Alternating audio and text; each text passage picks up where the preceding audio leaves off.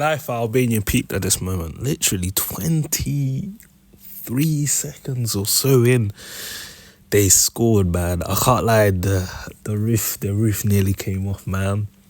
The Albanian fans, they're crazy, and I love them for it, man. I even saw, like, pre-match, they were breaking spaghetti in front of the Italian fans. Like, good bit of banter. The Italian fans were, taken as a joke, which was pretty good to see. And yeah, man, you just love the passion, man. Literally, DeMarco from a friend, not sure what he's doing, throws it in a very bad area, and Albania capitalised, and the finish is absolutely beautiful. Just smashes it near post. Bastoni's unable to get a block in it, and yeah, the roof nearly caved in, man. But I can't lie, every Albanian in there, their homes, they were going crazy when this went in. Even pretty much any fan, like, because, you always want to see the underdogs do well. And listen, Albania, they'll be a tough, opponent for, I think, Spain and Croatia as well. Because one thing they have is, when you have fans like that, it's like having a 12th man, honestly, man. They give so much energy, and that can definitely contribute to the way Albania can play, man. And listen, man, Italy had to stay calm, because this one was a shock. I'm telling you, that's the fastest ever goal in the history of the Euros. Albanian fans were making, Italy having pressure, because remember, they weren't even in the last World Cup. How can the European champions not be in the last World Cup? That's a story for another day. But listen, they're here, and they're the Euro champions, so they had to make a mark, first game. They had to be like, you know what, everyone, you're gonna make sure you put respect on our name. And listen, they stayed calm. Beautiful ball whipped in. Bastoni was loitering around, didn't get picked up, and he redirects the header back, to the far post. And you always got, not the header back from where it came from. Really and truly got good amount of purchase on it. Yeah, and at this point it's 1-1, and Italy are back in. Spalletti's calming down, and yeah, man, Albania's bubble got popped within like 10 minutes. But listen, against a team like Italy is always going to be difficult, and credit to them, like I said, because as soon as they conceded, they were thinking, you know what, all right, we're going to stay calm, we're going to make sure that we create opportunities, and we will get our goal back. And even before they scored this goal in the 11th minute with Bastoni, there were warning signs. Because literally a minute after Albania had scored, Italy went on the attack, and Pellegrini should have done better with the finish from inside the box. But yeah, man, it's a good header from Bastoni, and Italy are going to be expecting big things from him. This is an era where there's no more Chiellini, Bonucci, Barzagli. I know there was a time where that was the three we always expected to see for Italy, and also that was Juve's back three as well. But gone are the days, man. Bastoni has to be the leader in this back line, to be honest with you. And he's had a great season at Inter. Obviously, Inter won the league as well. And he's a linchpin in their defence. And yeah, he needs to, stake his claim for, being that guy in terms of like when it comes to Italy and whatnot. But hey, getting the goal, during the Euros tournament, to pull one back when your country need it, it's not a bad start. So yeah, big up Bastoni. Literally, less than 10 minutes later, Barella with an absolute beautiful finish. Literally just slaps it into, the corner outside the box. Beautiful finish. How many goals have we seen outside the box in the years already?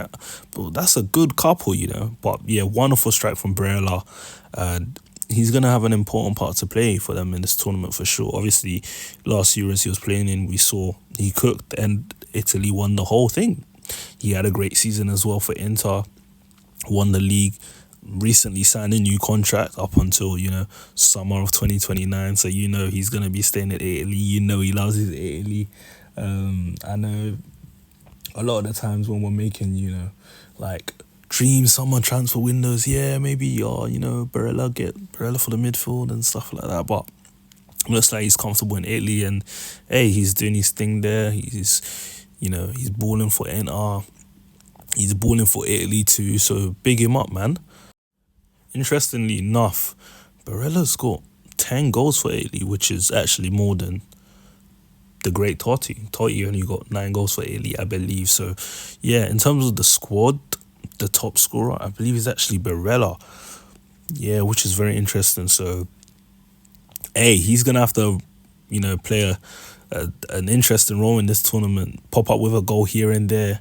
Because obviously, yes, Gianluca Scamacca had a good season for Atalanta.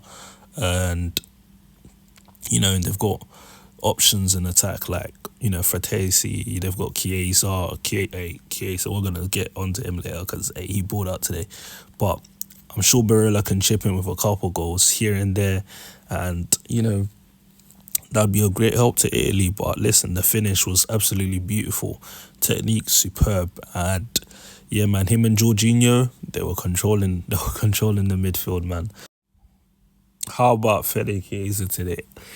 Chiesa was moving mad today. This is the Chiesa I remember seeing from Euro 2020. Bro, he was cooking. He was absolutely cooking. Like, there was one point, literally, on the byline, bro, like 10 yards or so away from the post. This guy's pulling off nutmegs. Like, I couldn't believe it. He was cooking. He was causing havoc. Like, and he's still got pace. Even after the injury, he's still got the pace. When he drives at you, it's an issue. It's actually an issue. And yeah, man, coming off of a decent season for Juve, where he bagged 9 league goals and stuff, he's going to be looking to, have a fantastic Euros for sure, man. And like I said, especially because of the fact that Italy wasn't in the last major tournament, being the World Cup, they're going to be hungry, man. And boy, did Chiesa look charged up today. He looked like he wanted to, humiliate someone today. And I'm pretty sure end of the tournament we're going to be getting a nice Chiesa comp of all the people he's ripped to shreds and stuff like that. But hey, like I said, I think there's going to be certain clubs looking at him in the summer. Obviously, after the Euros, when players do I'll have to decide my future after the Euros type of thing. They're going to be looking out for Chiesa, man. But listen, anyways, Italy got the job done. Albania, passion, I love it. And yeah, man, like I said, this is a tough group. So it'll be interesting to see how Italy fare against, Spain and Croatia. And for Albania as well, listen, they made a good account of themselves. Obviously, Slovenia at the helm, former Arsenal player, can't get to know. And I think Zabala is part of the coaching team as well. So yeah, in terms of structure, I thought, Albania weren't too bad for sure. And listen, I think they're gonna be exciting to watch, like with their games for sure, because of the way their fans, involve themselves in terms of like the atmosphere. The atmosphere is crazy. Like, really, I'm telling you, fans can really be the 12th man for sure, man. But listen, Italy got the dub, got their job done.